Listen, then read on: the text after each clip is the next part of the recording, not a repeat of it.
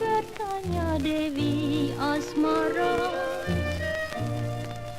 dari manakah gerangan kasih teruna di kokon berkunjung tiba. Barat dan timur mengemata, agaknya syarat tanda menyinta. Meski membisu 1000 basah, keringan mata pengganti. Nama saya Bikinem. Desanya Pleret, pasarnya Wapes. Terus di Wapes numpak sepur. Sepur medun Betawi. Medun Betawi turun numpak kapal. Kapal Halimun. Turun di Merak. Terus numpak bis besar ke metro, diambil yang mau ditempati. Tapi saya di metro masih ke tempat yang saya tempati itu tasik bedeng alat besar. Isinya cuma bentuk sama nyamang, nggak ada apa-apa. Berbicara tentang sejarah metro tidak terlepas dari sebuah kebijakan pemerintah kolonial Belanda ya. Ratu Wilhelmina dalam pidatonya mengatakan bahwa akan ada sebuah kebijakan baru yang bernama politik balas budi itu, NRS School. 3 poin besar yang menjadi sasaran. Yang pertama adalah edukasi terkait dengan pendidikan kaum pribumi. Kemudian yang kedua adalah irigasi, ini terkait dengan pertanian dan perkebunan. Dan yang ketiga adalah migrasi atau pemindahan penduduk. Di 1905 yakni mengadakan pemindahan penduduk dari penduduk yang padat di daerah Jawa Tengah itu ke daerah luar Jawa, program kolonisasi ini. Jadi bulan Maret 1935 kolonisasi Sukadana itu sudah disahkan ya untuk dilakukan. Kemudian di bulan Agustus mulai berdatangan para kolonis yang pertama ke Bedeng 1 di daerah Trimurjo. Ketika itu di Trimurjo sendiri sudah ditunjuk seorang asisten wedana yang bernama Soekarno Sosro Nagoro. Beliau ini yang kemudian diberi tanggung jawab untuk mengurus kolonisasi pertama di daerah Trimurjo ya di Bedeng 1 itu. Pada 4 April 1936, ini tepat 1 tahun setelah kedatangan kolonis di Bedeng 1 yang menempati desa induk Trimurjo. Bedeng 15 sendiri masuk dalam wilayah bekas hutan adat milik Buai Nuban. Bedeng 15 ini direncanakan menjadi pusat dari kolonisasi Sukadana. Secara bertahap, wilayah ini akan dinaikkan statusnya dari asisten kewedanaan atau setingkat under district menjadi wilayah setingkat kewedanaan atau setingkat distrik, disiapkan menjadi satu under abdeling khusus yang berada di bawah pengawasan langsung seorang residen Lampung ketika itu. Dan 1 tahun setelah kedatangan para kolonis di Bedeng 15 ini menjadi hari bersejarah dan penting bagi Metro karena ketika itu paling tidak terjadi 2 peristiwa. Yang pertama adalah hari di mana residen Lampung yaitu Rookmaker ketika itu mengakhiri masa jabatannya sebagai residen Lampung. Dia berdinas sejak tahun 1933 hingga 1937 dan upacara perpisahan beliau sebagai residen ketika itu dilaksanakan di Metro bersamaan dengan resmian satu monumen. Ini menjadi sebuah tradisi ya ketika itu saat seorang pejabat atau residen itu mengakhiri masa jabatannya biasanya akan dibangunkan satu monumen untuk memperingati keberhasilan kinerja dari residen tertentu. Tapi khusus untuk residen maker ketika itu dibangun di Metro, lokasinya di perempatan utama di pusat kota di Jalan Boulevard di pusat kota. Ini dibangun satu monumen berbentuk kolom tiang setinggi 4 meter ini yang di kedua sisinya di depan dan belakang itu terdapat prasasti yang terpahat menggunakan tinta emas yang bertuliskan dalam bahasa Belanda di satu sisinya dan di sisi lainnya ditulis dalam aksara Jawa yang kurang lebih artinya adalah untuk mengenang keberhasilan kinerja kolonisasi residen Rookmaker 1933 sampai 1937. Peristiwa yang kedua, jadi setelah upacara itu bergeser ke lokasi selanjutnya, yaitu di Pendopo Asisten Wedana Metro, atau kalau sekarang lokasinya ya bekas rumah asisten Wedana. Nah, di situ kurang lebih pada sekitar tengah hari, Metro saat itu diresmikan, status wilayahnya dinaikkan dari yang mulanya menjadi bagian dari induk desa Trimurjo, dipisahkan dan menjadi sebuah daerah setingkat asisten kawedanaan tersendiri, yang saat itu kemudian menjadi setara dengan desa induknya, yaitu Trimurjo. Dalam waktu yang sama dilantik juga asisten Wedana Metro yang pertama, yaitu Raden Mas Sudarto.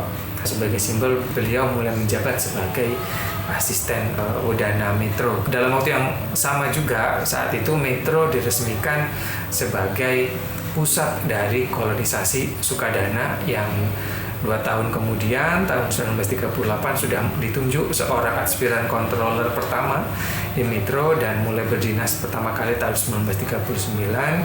Di Metro sudah menjadi tempat kedudukan seorang aspiran controller yang pertama, yaitu bernama Cornelis Bastian van der Linden. Sejak saat itu kemudian Metro sudah mulai menampakkan kemajuannya sebagai daerah yang begitu penting dan menjadi sangat diperhatikan oleh pemerintah Hindia Belanda, terutama di Keresiden Lampung ketika itu. Mengenai asal mula nama Metro ini sebenarnya ada arsip yang sangat terang dan jelas menjelaskan mengenai sejarah asal mula nama Metro.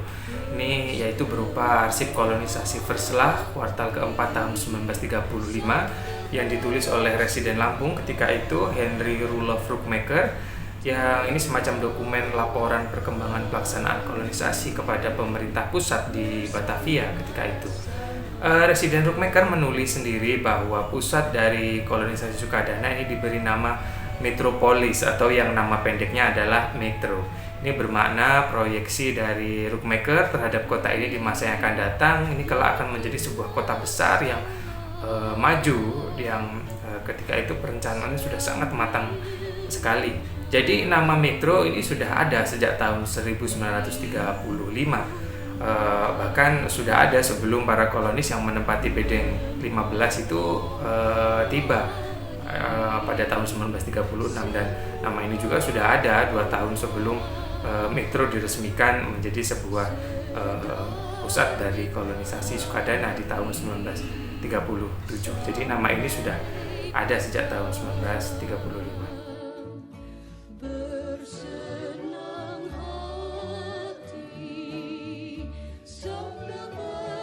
Berbicara tentang kota Metro, berdiri pada tahun 1937 setelah merdeka menjadi ibu kota Kabupaten Lampung Tengah.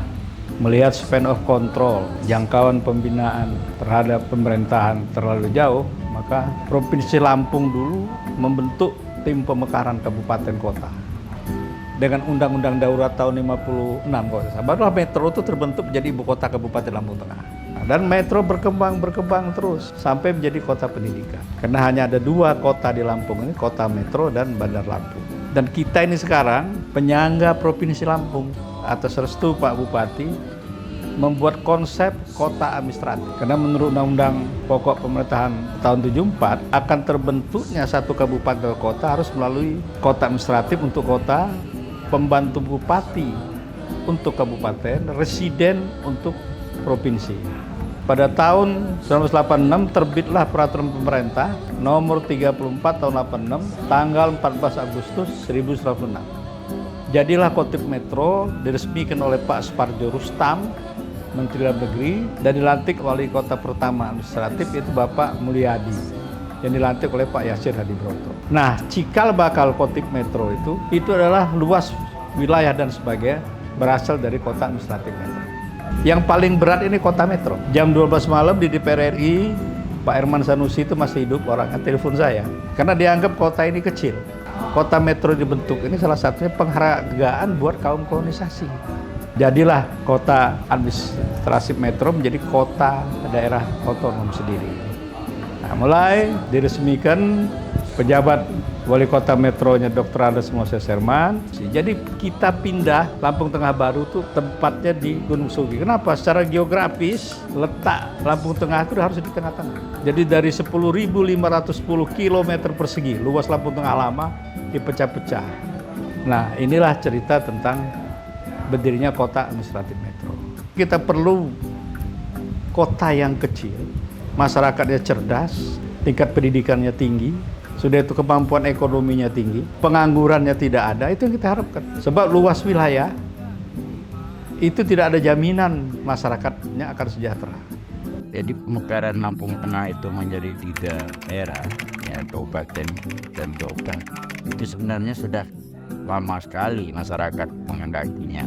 Jadi pada tahun 99 itu kita mengusulkan supaya mekar. Nah, kebetulan memang waktu itu kita sudah punya kotip metro salah satunya dan Lampung Timur. Jadi kita mendorong pemekaran itu, pertama bahwa itu lebih mendekatkan pelayanan kepada masyarakat. Jadi saya katakan tadi dari awal cuma rakyat Lampung Tengah itu sudah ingin mekar. Nah, tinggal pada waktu kita hanya melanjutkan aja dan pemekaran itu, dan kita yakin juga dengan adanya pemekaran itu, saya katakan tadi, pelayanan pemerintah itu pada masyarakat itu akan lebih dekat gitu, tidak ada kendala apa-apa. Hanya dulu yang kita inginkan supaya kota metro itu lebih luas, jadi kita masukkan Trimorejo sebagian dari daerah Unggul, tapi nampaknya Menteri Dalam Negeri yang itu, yang disetujui itu hanya wilayah yang termasuk dalam kotip administratif itu kan kota metro, jadi nggak bisa nambah yang lain. Jadi hanya itu aja daerah kotip metro yang jadi kota metro. Sekarang ini umur kota metronya, pemerintahannya berarti sudah 25 tahun dari tahun 99 ya. Nah, kemudian untuk lebih supaya metro itu lebih bagus jalannya, kantor-kantornya kami Lampung Tengah percepat pada awal 2000 pindah Gunung Sugi, sehingga kantor segala macam itu semuanya rumah macam bisa dimanfaatkan oleh itu kota metro. Jadi kita Lampung Tengah yang mulai dari nol lagi membangun kantor dan segala macam. Jadi kalau kota metro malah lebih mungkin kantornya, saja hanya menyiapkan Lampung Tengah. Sehingga harapan kita mudah-mudahan metro itu akan lebih berkembang lebih baik untuk masa dan kesenangan. Masih banyak cita-cita dan harapan yang perlu diwujudkan. Jalan kita masih panjang, tetapi pijakan ke depan tak bisa dilepaskan. Dari tapak demi tapak, langkah demi langkah di belakang. Jangan pernah lupa dengan sejarah.